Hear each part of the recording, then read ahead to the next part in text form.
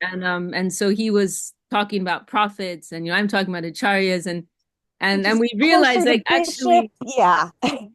yeah, and I mean, I felt like they weren't exactly the same, but the problem was that I'm not so familiar with the concept of prophet, and he's not so familiar with the concept of acharya, so we were finding a hard time to find Yeah. find the common ground. You can always send people. I mean, Steve sent one of his friends to me, Hmm. and we've been having some really good. And you know, he's like, "You're doing such a good job," because he's been going back and forth between Christianity and Krishna consciousness for like 10 years, and Okay. it's gotten to the point where his family's like, "You don't have to be just one thing. Just Hmm. like have a connection with God. You don't have to be just one thing." And so then Steve's like, "Well, this lady might help you figure out how to do that." Hmm. So Hmm. yeah, I'm already doing that work, and if you ever need to send someone my way, go Okay, ahead. sounds good. Sounds good. Wonderful. Subhasini Didi's joined us. Dandava Didi. Oh, Dandavad, Dandavad, everyone. And we had Sadhvi Devidasi join us, and also Sada Shiromani. Welcome, welcome. So we're having our Thursday gathering online Sangha, and we did have a topic that Kirtida Didi wanted to bring up. Do you want to share that with us, Didi? Thank you, Vishaka. I just want to hear about lolium, hankering, desire, not me, I, me, and mine, and not material desires, but good desires, spiritual desires, and the acknowledgement of our own qualifications. Yes, lolium, I think. About me and mine and material qualities. Can you describe lolium a little bit? So you want to hear about lolium in general, or how we can increase? No, not spirit, not material, no material, not I, me, and mine, but above I, me, and mine. Good lolium, good hankering, good desires, and at the same time know about one's own adhikar and acknowledgement of that. Is this a topic, you think? So you want to know, you want to hear more. Welcome, James, who's just entered. And also Dulal Prabhu, and also, I think, is that Anu Krishna joining us? Welcome, everyone. So you want to hear about the subject of lolium and Yeah, yes, spiritual lolium, and then also yes, about how we can understand our own adhikar. yes. And a good lolium, not material lolium, but spiritual Yes, lolium. yes. Yes. But is that related with the second part about understanding our own level? Yes, yes, it's connected, yes. In what way? I'm not entirely clear. No, may I say that I live alone. I have no material desires. I miss like-minded people. But at the same time, I have to acknowledge my aloneness and search.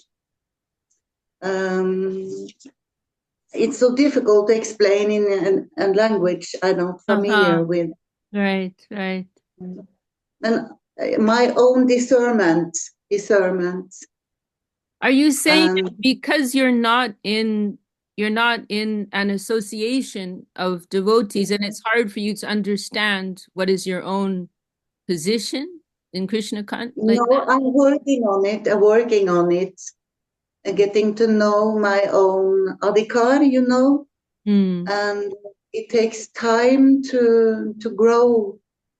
Um, oh, it's so difficult to explain. But Oh. hankering after association, Is that a good lolium? Yes, yes, yes, absolutely. But I don't understand that second part about adhikar. If I don't have adhikar to go to India, I have not adhikar to do this and this. I am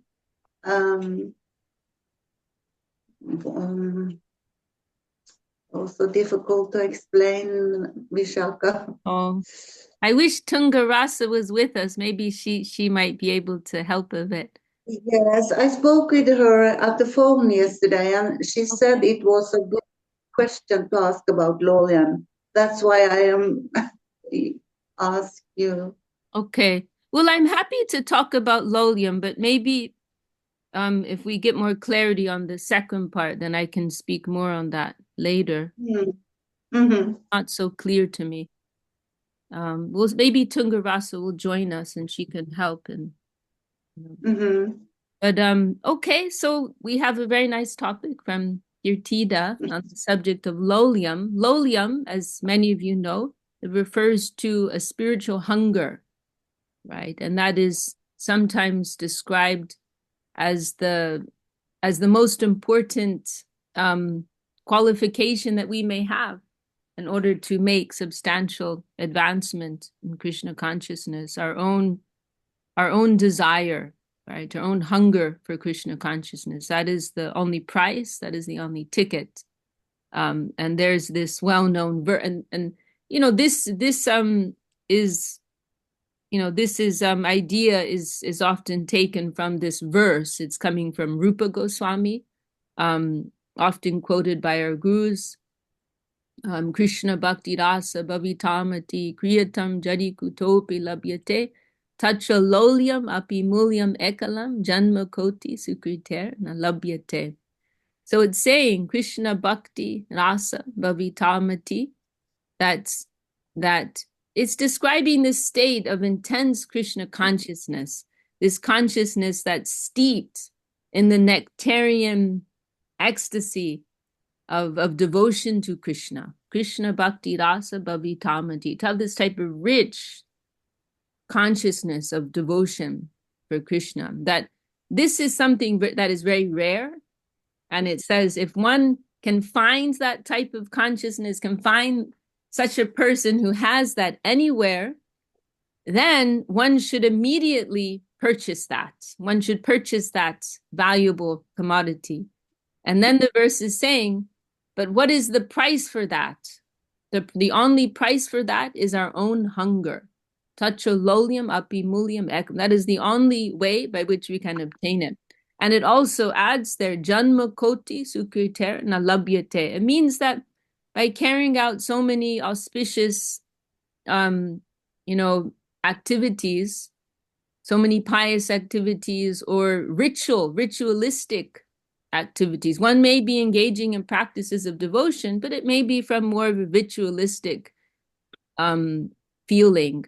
Then one cannot obtain it in that way. So it says in many janma koti, in thousands of births of performing so many auspicious activities and so-called devotional activity, one cannot obtain this hunger, which is the only key for real Krishna consciousness. So this is, it's a beautiful verse, that our gurus like very much. And, one way I like to think of this topic is that this is something that actually distinguishes Krishna consciousness from, perhaps most of the other, if not all of the other Vedic traditions, in the sense that it's not that there's no guarantee, right? And there's no formula, right? If you look at the traditional yoga systems, right? There's some guarantee there that, okay, of course it's very difficult, but there's some guarantee. You can more or less count on the fact that if you can follow this type of practice, if you can do this and do that, then you can expect this result, right? That if you can follow these austerities and so on, then you can expect this result. You can expect that that you will lose attachment to objects of the senses and so on, and ultimately attain liberation, right? There's also guarantee in the karma kanda aspect of spiritual practice, where, you know, I'll carry out this ritual, worship these gods, chant these mantras for some worldly attainment, right? There's also some guarantee there. But when it comes to Krishna consciousness, because the central aspect here is love, right? Love is not something you can force, right? Love is something that is natural, that is organic, right? Love is something that's based on a natural, inspired feeling, right? And in one way, that makes it very easy, but another way, it makes it very difficult. It's just like one way you could think of it is, you know, like in a school exam, right? That, you know, there's some, you know, some things, in you know, some types of exams, you know, like you can more or less count, you know, you can like count on being able to memorize, right? And some people may cheat in that way. You know, they can, you know, secretly get the answer copy right, and they can just memorize, right? And then they can get full marks. But in other exams, it's going to be based on your own inspired understanding. You know, like say you have to write an essay, you know, on your own unique angle on what you've learned, right? Then you're screwed.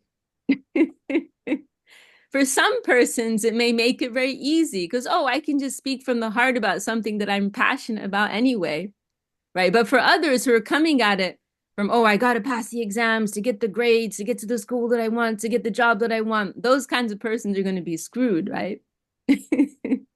So it's the same thing here, right? Krishna consciousness wants something deeper within us. It wants our heart. You know, Krishna wants our heart. And as I said, that makes it easy in one way, but it makes it more difficult in another. You know, we ourselves have to earnestly want this, and not want it from any superficial layer of ourselves, but we have to want it from the very core of our being. Right? Not that we want it because it's a beautiful culture, not that we want it because our friends or our parents or whatever will be happy with us, right?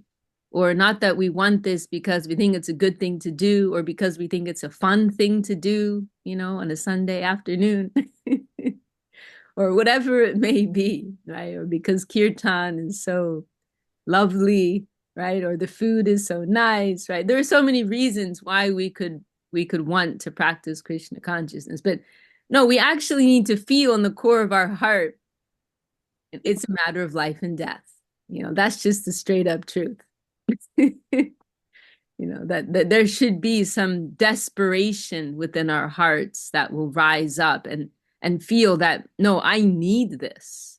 It's actually like a need within us. You know, just like our mind, our mental aspect has some things that it needs in this world, right? Our mental aspect needs some security in this world. Our physical aspect wants another type of enjoyment and security in this world, right? And generally we're living in that, on that level, right? The mind, the body, the senses, the ego. Generally we're living on that more superficial plane.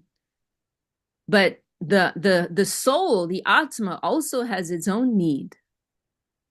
The soul wants another type of security. The soul wants another type of fulfillment, another type of satisfaction.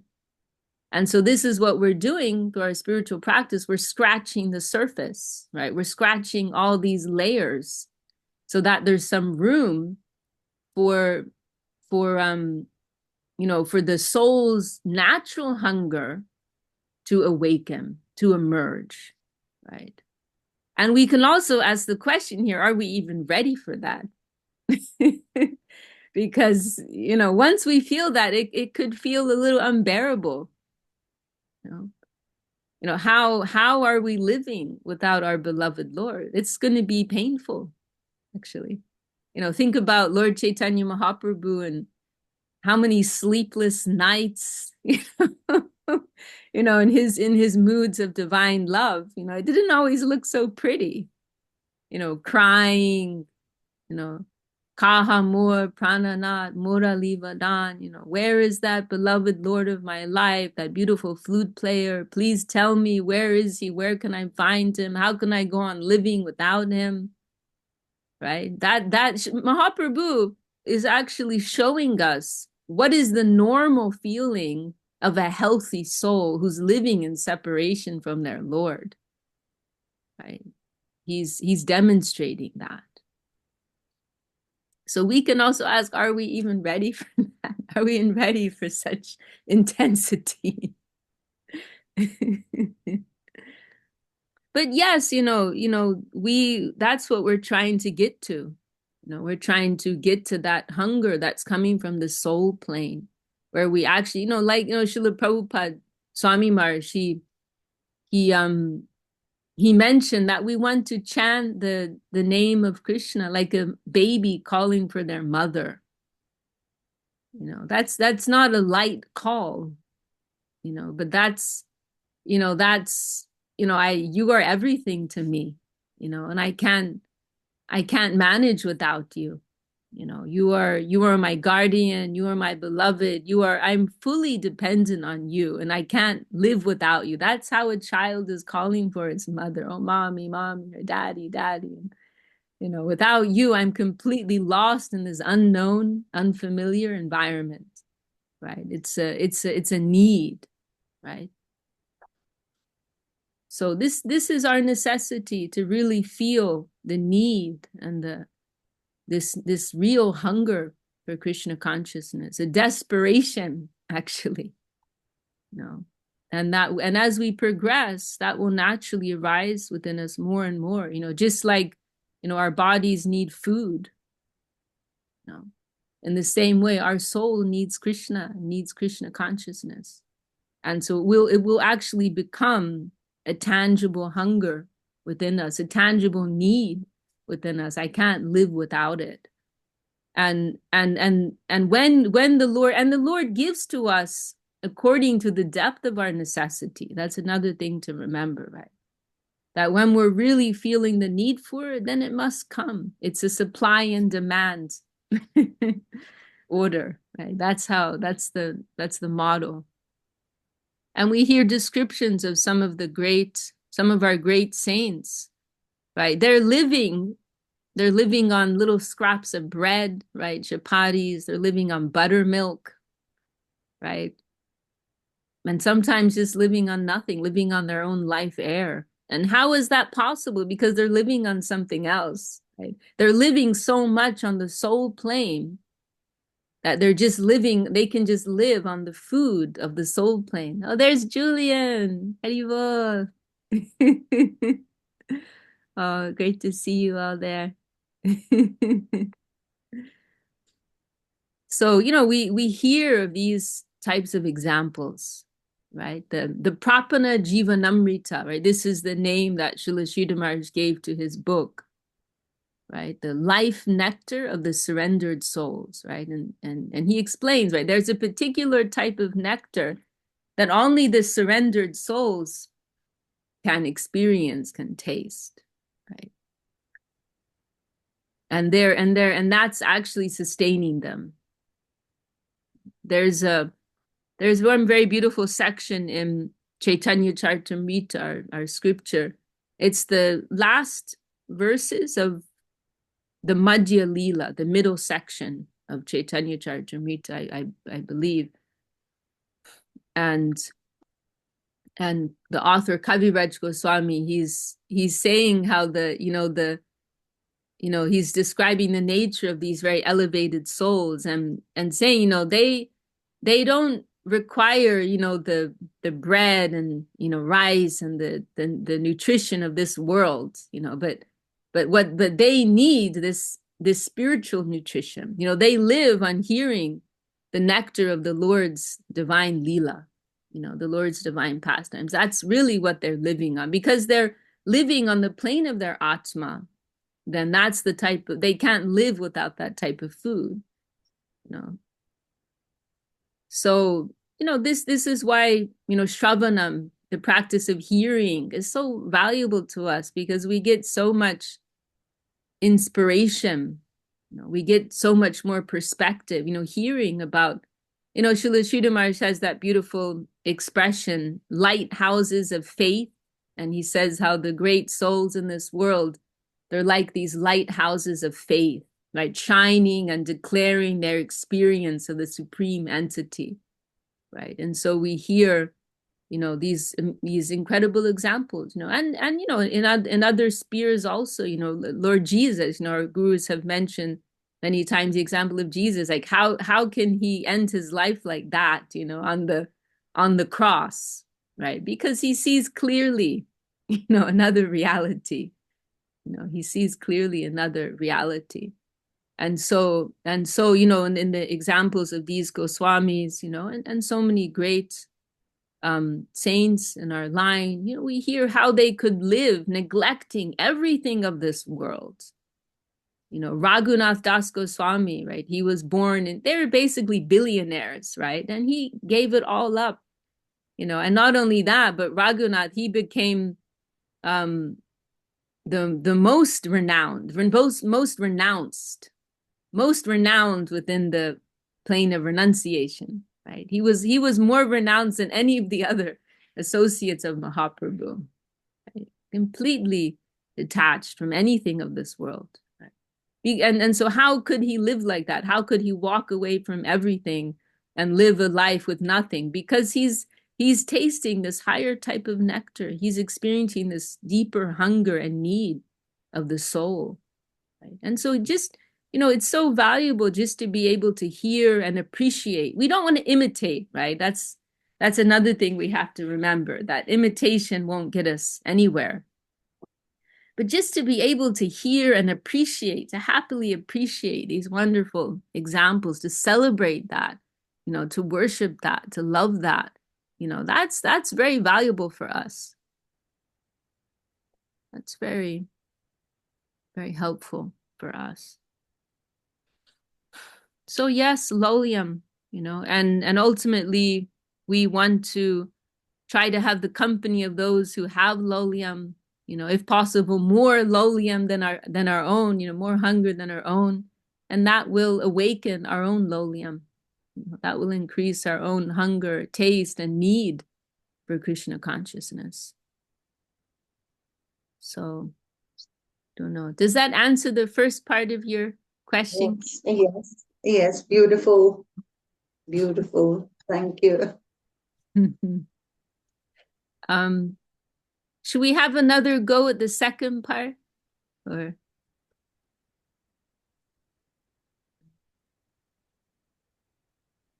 Or okay, maybe we'll wait till we get maybe a Norwegian translator.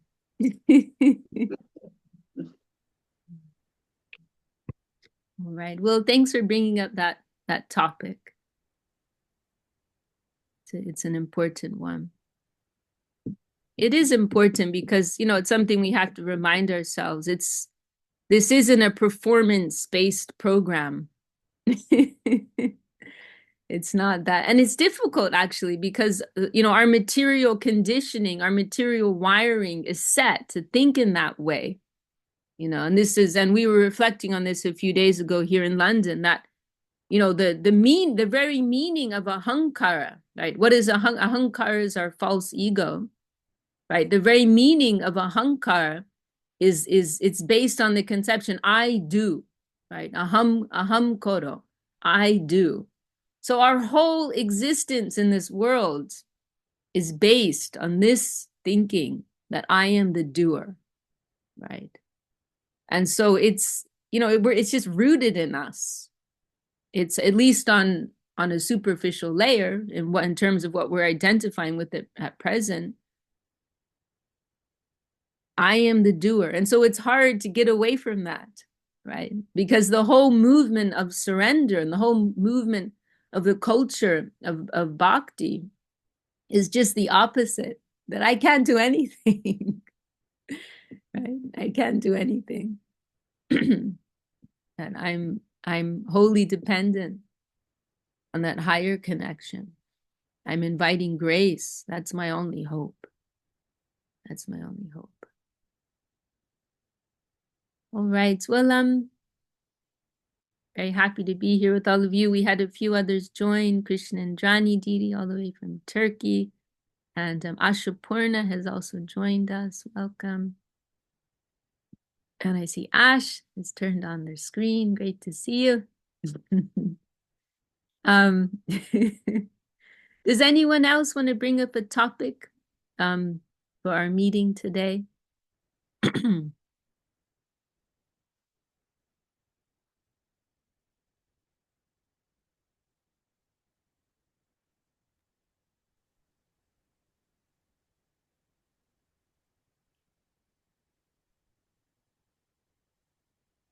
Does Axel have something he's debating? No. And what about James? Do you have anything else you want to bring up? We had a very nice discussion yesterday here at our temple.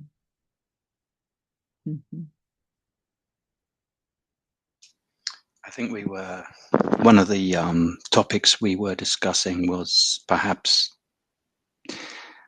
well, given that I don't know everyone on this call, but if the majority perhaps are from a Western background, just we were drawing parallels between, the roles and honorific titles that we would ascribe to biblical or Quranic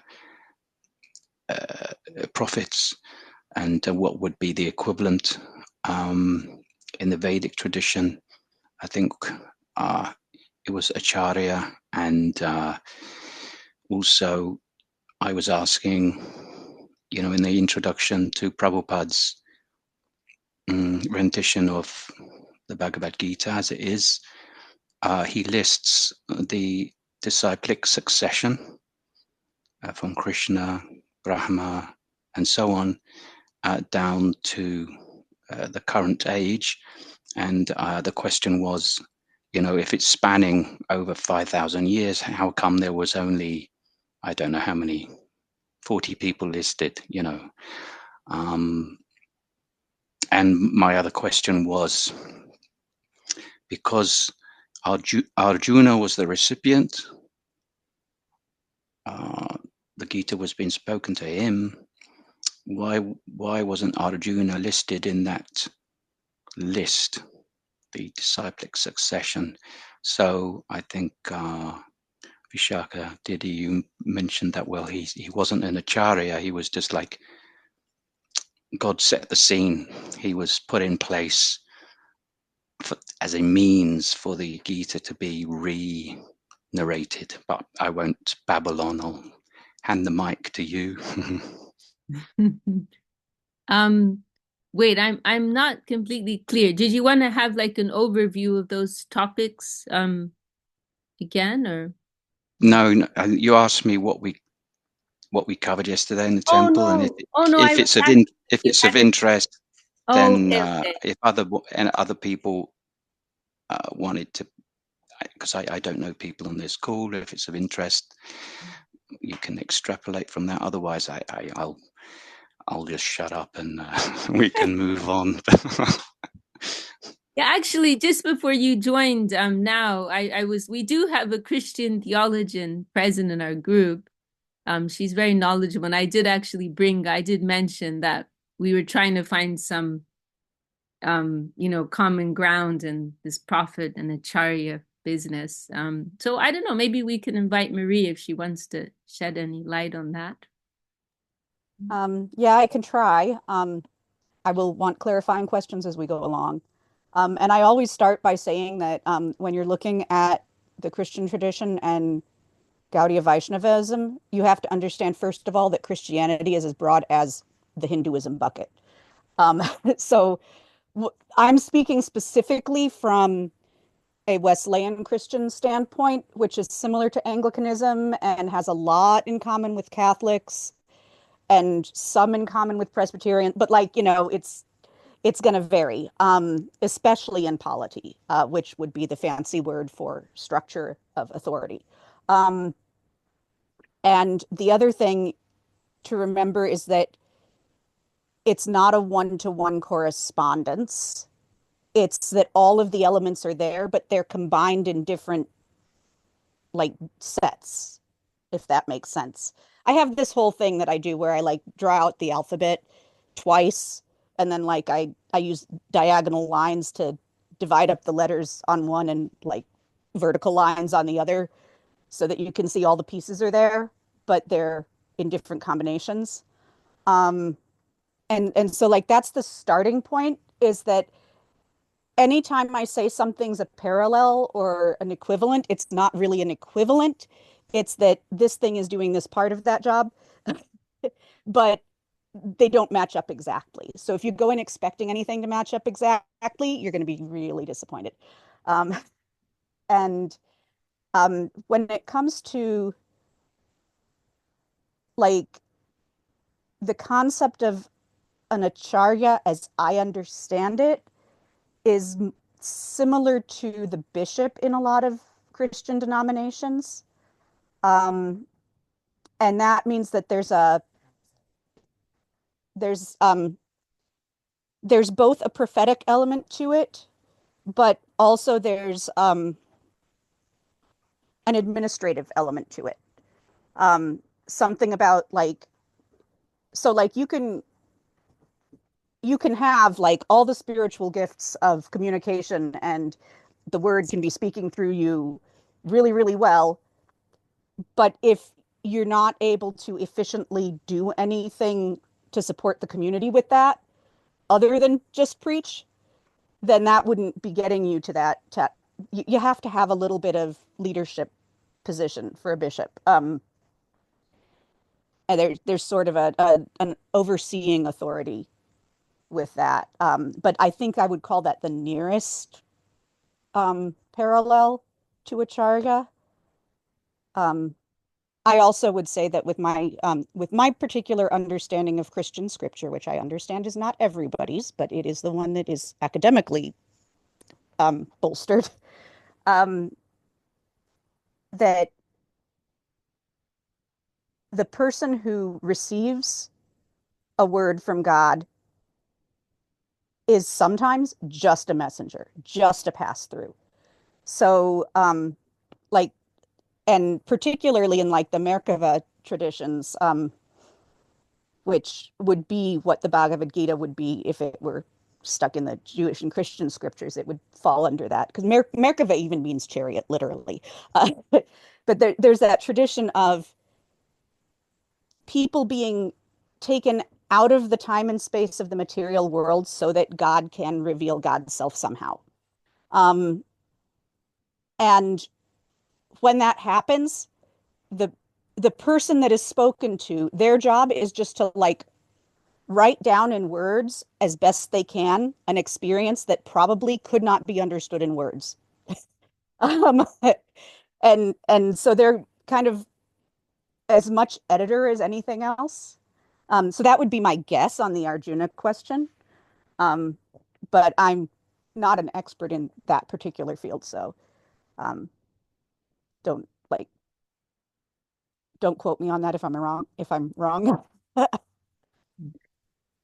I really like your explanations, Maria. Actually, that was helpful for me to explain to others. I like what you said about the Acharya having something of an administrative role, right? Because actually, an Acharya is not necessarily an enlightened person, right? It's that they're qualified in and knowledgeable in the teachings, and are able to represent them to others. They have leadership abilities, but they're not necessarily the most enlightened souls, you know. That's actually something special if someone is an enlightened soul and an acharya, because often the two don't exactly meet. And I was reflecting on this earlier today, actually. You know, how there are many very great Vaishnava saints who had zero acharya qualities, you know, like some of them were highly eccentric, you know, and lived the most bizarre lives, you know, like we can take Gaur Kishore Das Babaji, who just lived in the last like 150 years or so. he used to eat out of like human skulls, and he would eat, he wouldn't cook. He would like just soak rice for a few days and then eat this like raw soaked rice. At one time he used to live in a public toilet, like the most eccentric things, because they're so like connected on this higher plane. Everything in this external world is completely meaningless to them, right? And so then there are many examples like that.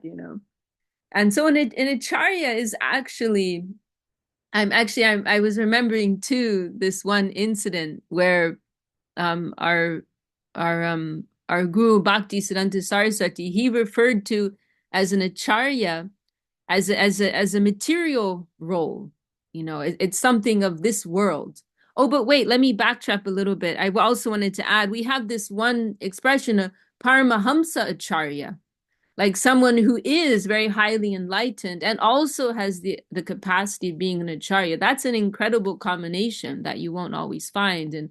And so we think of our recent Acharyas like Srila Govinda Maharaj, our guru, his guru, Srila Sridhar Maharaj, Swami Maharaj Prabhupada, the founder of ISKCON. We think of them as some of those very special souls who are living internally this very high level spiritual existence, but they also have the capacity.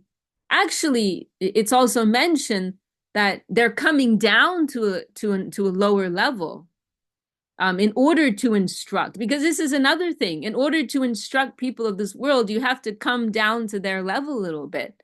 Otherwise, like the most enlightened souls, they're just seeing Krishna everywhere. They're seeing Vrindavan everywhere. Everyone's perfect. Why would they see fault in anyone? So how can they correct anyone if they're just seeing everyone as perfect, right?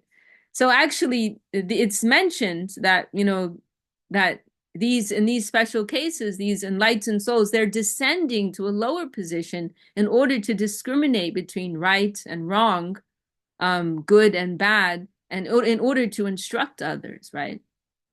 But then I was going to mention this one story we heard, and it was with Srila Bhaktisiddhanta Saraswati Thakur, right, the great revolutionary who brought about the renaissance of Gaudiya Vaishnavism in the modern age. And there was this one incident where it was after Gaur Purnima, the Gaur Purnima festival, right, the appearance festival for Lord Chaitanya Mahaprabhu. And we hear there was some type of informal gathering, and Bhaktisiddhanta Saraswati Thakur, he was sitting in a nice chair, and then there was some scattering of others present who were gathered around him, and including one gentleman. He was a Vaishnava, and he was also very wealthy, and he had actually paid for a lot of the costs for the development of the Gaudiya mission, and I believe also for that festival. He was like a big sponsor of Saraswati Thakur's preaching and mission in general. And he was sitting humbly on the floor. And there was someone present who saw that, and they were a little concerned and said, oh, so-and-so is just sitting on the floor. Let me get you some, nice seat or a nice chair, And then Saraswati Thakur, he said, oh, he is a Nirupadi Vaishnava. Nirupadi Vaishnava.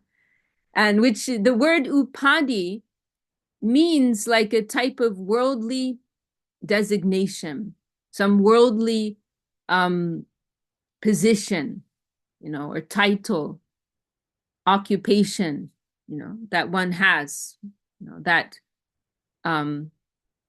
whatever it is that, I'm a politician or, a teacher or a bus driver or whatever it is.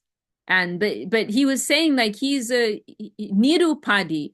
He is a Vaishnava who has no material designation. He's just a pure Vaishnava. And he explained, I'm an Acharya. And he said, an Āchārya is actually a type of upadhi. And in other words, an Āchārya is a worldly position, because an Āchārya has the role. Oh, hang on. I think. Okay, sorry. This is someone who I was just checking if they were trying to get into our group.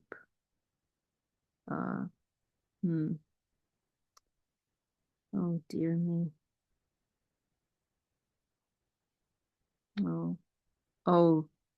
The password. Ananda, is there a password? There's someone trying to get in the meeting, but they're entering through a different way, and they need a password. Yeah, actually, we need to put the full link in because some people need all that extra information. I don't know. Yes, I'll send it in the chat now, the Jai Shri chat. Okay. Is that Scarlett? Yeah. I sent her the password and the ID code. Okay. All right. Yeah.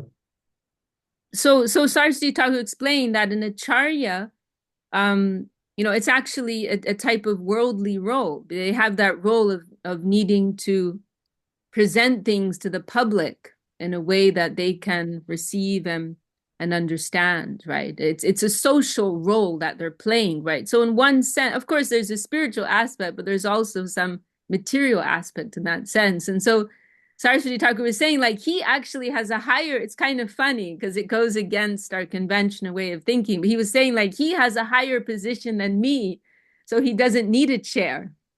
Like I'm sitting in a chair because it's needed to fulfill the material social role that I'm playing. So I have to sit in this chair, it's a materialistic thing, but he's much better than me. He's just a humble Vaishnava. He has no social position, so he can sit happily and humbly on the floor.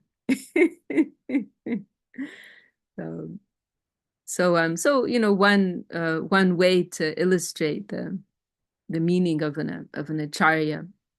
There are other titles that we have, like Babaji. Babaji is a very high position. Actually, a Babaji refers to a sadhu who is, like the person I mentioned earlier, Gaur Kishore, who used to, live in a public bathroom and do all of these eccentric things. A Babaji means someone who has completely renounced the world, who's basically above any social conventions, and genuinely, not that they've just decided, oh, whatever with society, I'm just going to do whatever I want, but they're genuinely just beyond consideration of society. They don't need to follow the conventions of society, and they're just living, generally solitarily, and just living within their own mood of devotion, feeling their connection with their beloved Lord, and their devotion may manifest in many different ways, some of which may be utterly incomprehensible to general society. So that is a Babaji, right? They don't have any type of social role, social position. They're not preachers and so on. That is a Babaji. Avadut is another term that is sometimes used, more or less referring to the same type of sadhu. Yes. And then Vaishnava is basically like the general term we use to refer to those who are cultivating devotion. Strictly speaking for Vishnu, but we also use it to refer to devotees of Krishna. But maybe we'll save that discussion for another day. I see a Gameth in the waiting room. Does anyone know who that is? That's my friend. Okay, good. All right. Well, does that all make sense, James? Was that helpful? All of those explanations?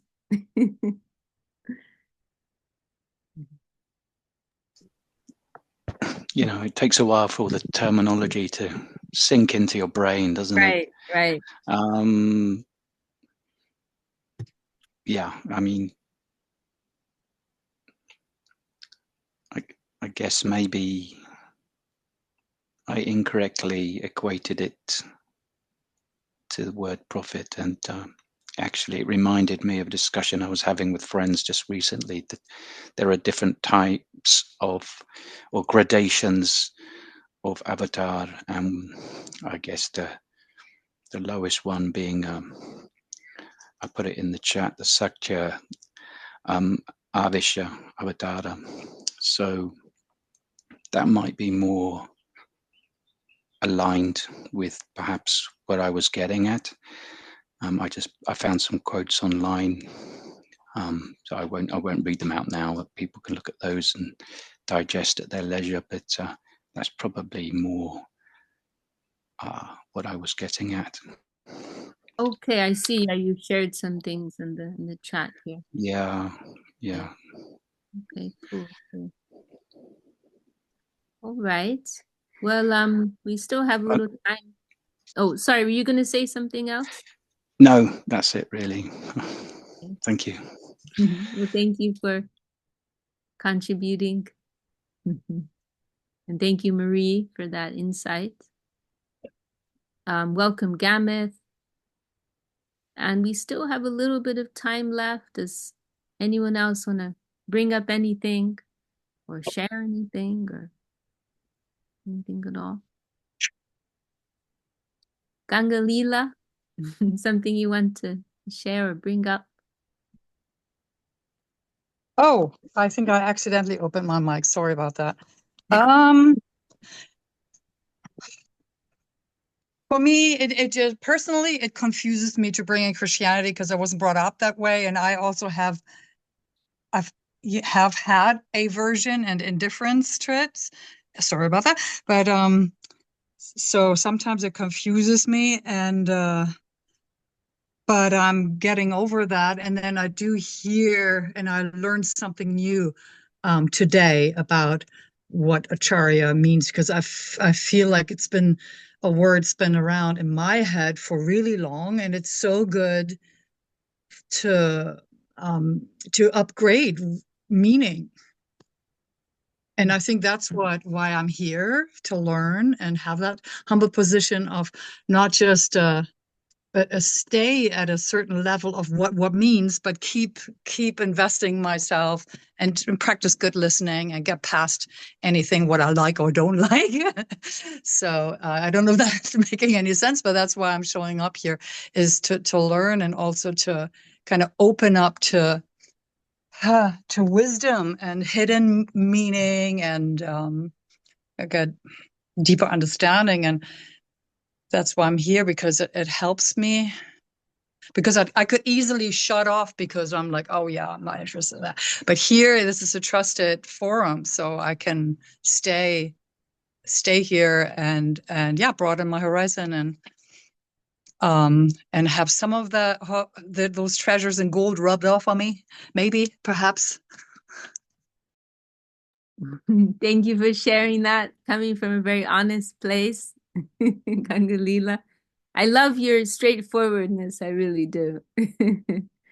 And I'm just thinking now of some other comments we've heard Srila Maharaj make, like he made one comment like, Mother just showed us she's not Āchārya material. you know, God's mother, Krishna's mother, she's not going to be good Āchārya material, right? She's just so deep in her love and service for her beloved son, right? There was another thing I'm thinking of is how someone was asking Srila Maharaj once about like chanting 16 rounds every day and distributing some books. Is that enough for us to go back to Godhead?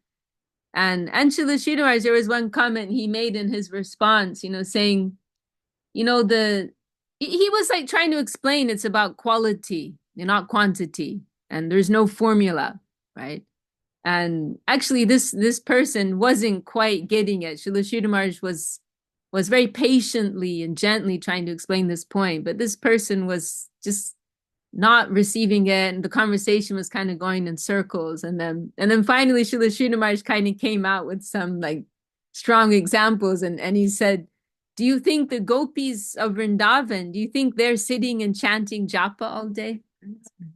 Do you think they're sitting and chanting on their beads all day? And and he said, one name of Krishna, that is enough to make them mad.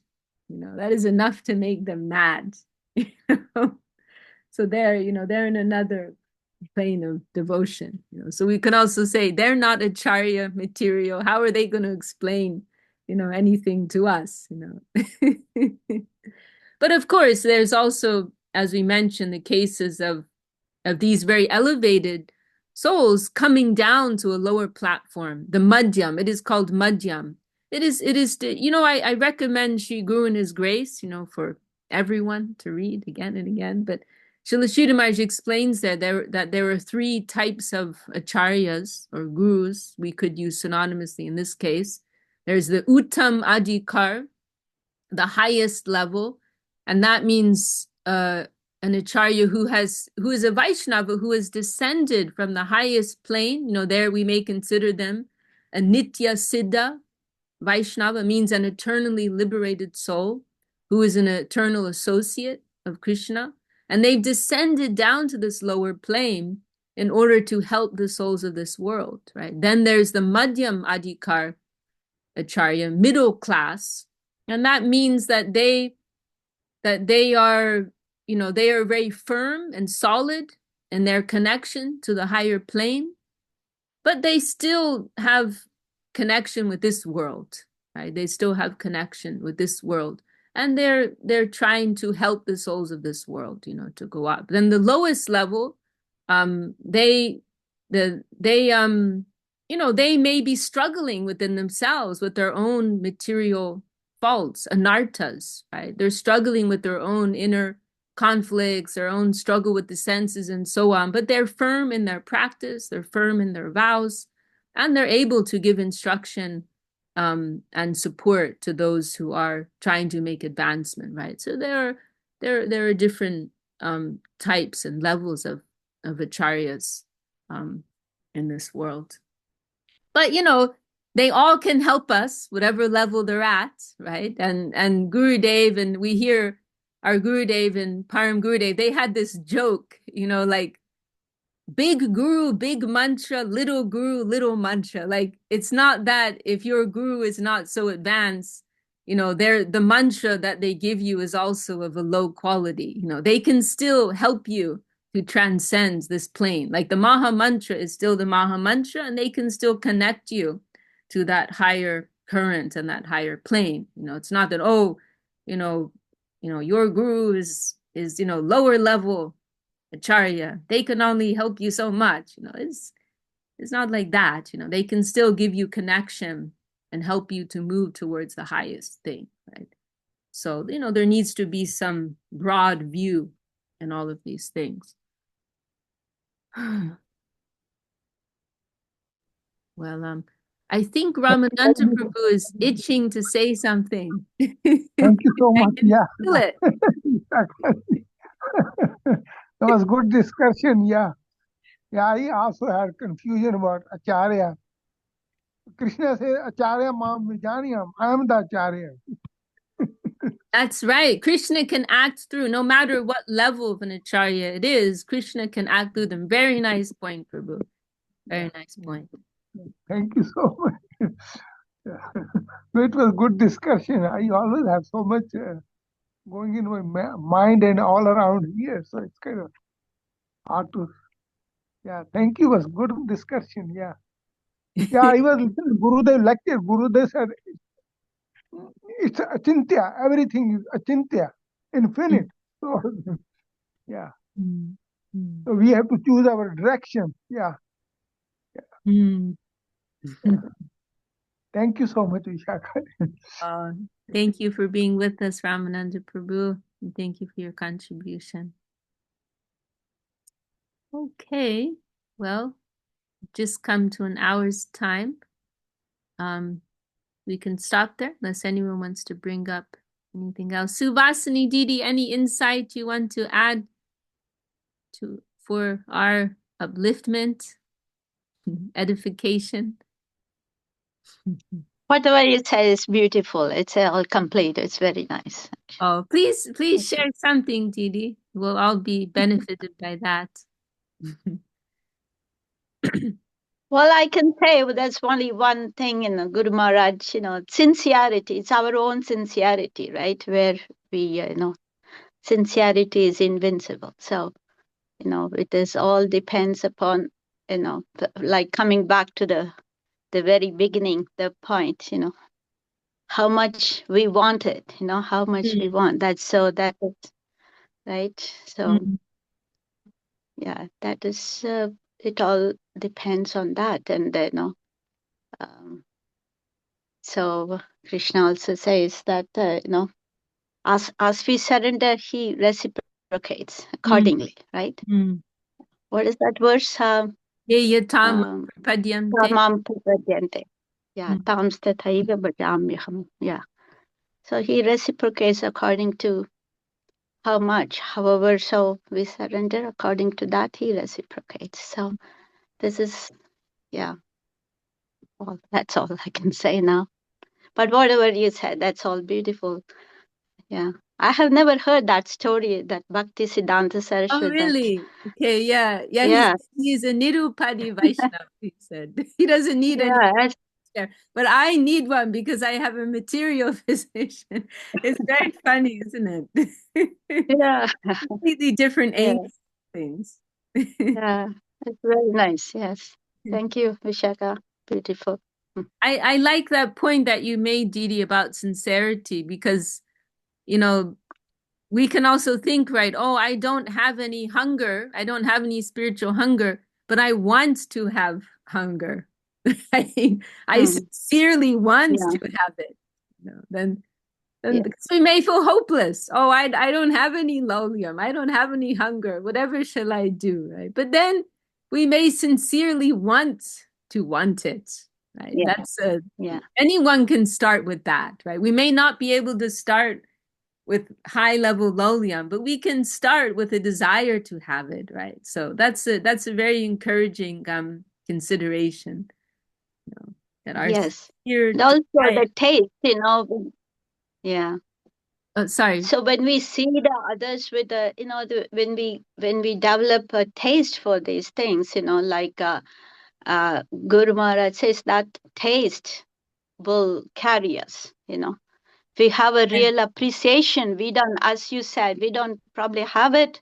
We don't have that, but we appreciate that and we really, like this. And so that the appreciation, the taste, that will help us to move forward, that is also. Yes. Isn't that? Yes. Yeah, there's this kind of tendency that we often have, like we hear something and then we immediately compare ourselves to it, or we think we're supposed to be like that right now. And but just to be able to appreciate, that's a very high thing, actually. That's a very wonderful thing. We can be happy that we can just appreciate such things, right? Sincerely and genuinely from the core of our heart, not to imitate, but to appreciate. Right? Yes. That is Krishna consciousness, actually.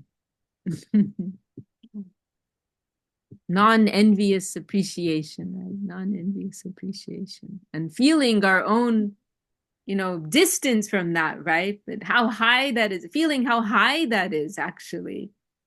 How high that is. That is not a light thing, actually, to, like, if we think of our gurus, how humbly they express themselves, right? Because they're actually appreciating how valuable it is, right? Yeah. Not like a 5-year-old dressing up like an astronaut. Oh, I'm going to the moon, mommy, right? But someone who's actually in the process, right? of going to the moon, becoming an then they really appreciate what that means, right? In a real way, in a genuine way, right? Because they're actually in that practice, on that path, right? So the more we're genuinely, authentically moving towards it, the more we will see how deep it is, right? And how far we have to go, how long we have to go, right? But it is also a very sweet thing, and so much encouragement is there for us also. At every step, there is so much satisfaction to be had at whatever level we're at, right? Any touch of Krishna consciousness, it is purnam, right? It is full, it is complete, it is all satisfying. Whether we're at the very lowest beginner level or at the most advanced level, there's so much fulfillment, so much satisfaction, so much joy to be had. It is all complete and all fulfilling from all angle, from whatever approach one is making to it.